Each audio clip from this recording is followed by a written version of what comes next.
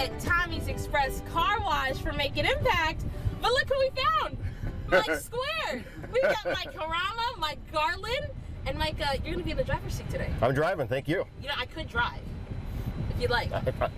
I love it when you drive. That's okay. Not for this Escalade. This car is too precious for me to be in the driver's seat. I trust the guy that knows the way.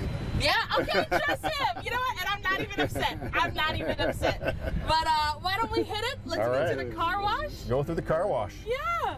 So we're pretty early in Making Impact week, gentlemen. How are we feeling? Well, we feel great.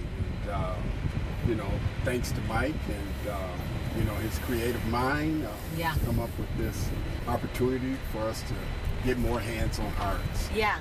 A lot of hands on hearts here today.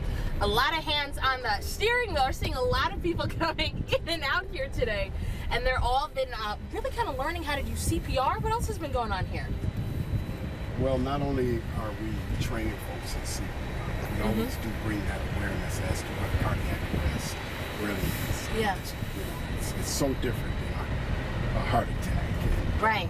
It's what happened to me in 2022, and it's what happened to Brian James, and also it's what happened to DeMar Hamlin as well, and several people. It doesn't have an age to it, young or old. That's right. Yeah, and I think that's why the story resonates so much with people. And like you said, there's a big difference between a heart attack and cardiac arrest. But the both of you, when you're seeing all this community support, you know, what's kind of going through your mind, especially you? What's it going through your mind when you're seeing this? You know, so like he said, it's the awareness part of it. I was probably one of the people that were like, oh, heart attack, cardiac arrest, kind of all one and the same. And it just so happened right after I met Coach Garland, a kid from my hometown, my late pastor's grandson had cardiac arrest after a football game in his kitchen. And his dad was the one that got his hands on his heart and were able to get the paramedics there. And he's a full recovery, you know, like Mike Garland, full recovery, and he's out playing basketball this year at GRCC. And just another reminder that it's all ages, like he said. And so we're just blessed to help raise awareness. Yeah, all ages, all people, all backgrounds, no matter where you live. And you know, something I've kind of learned throughout this entire process too, somebody was telling me it's about time. You don't realize how precious time is until you don't have it anymore. Right. So have you guys ever experienced that, or have you heard that from other people, that how knowing CPR really saves somebody's time, saves someone's life in that aspect? When you mention time is of the utmost importance when it comes to saving someone's life. Yeah. When you go into cardiac arrest, you have a 4-minute window. And within that 4-minute window, if someone doesn't get their hands on their heart, your likelihood of survival are like 0 to none. But if they do, your chances of survival go up 50% right away. And that's why it's so important. The more people we can get trained on bystander hands on the CPR, the more heart safe our country is going to be.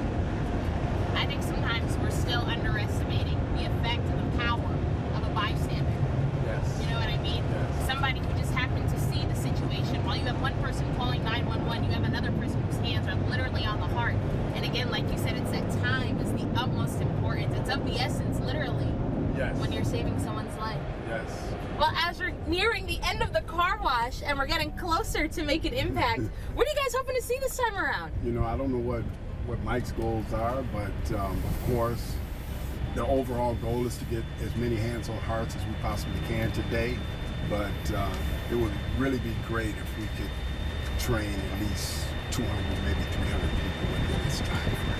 200, 300, sounds like we can make it happen. All right. Well, Mike Squared, thank you for joining us here today. Hands on hands first, can we do that? All right, all right.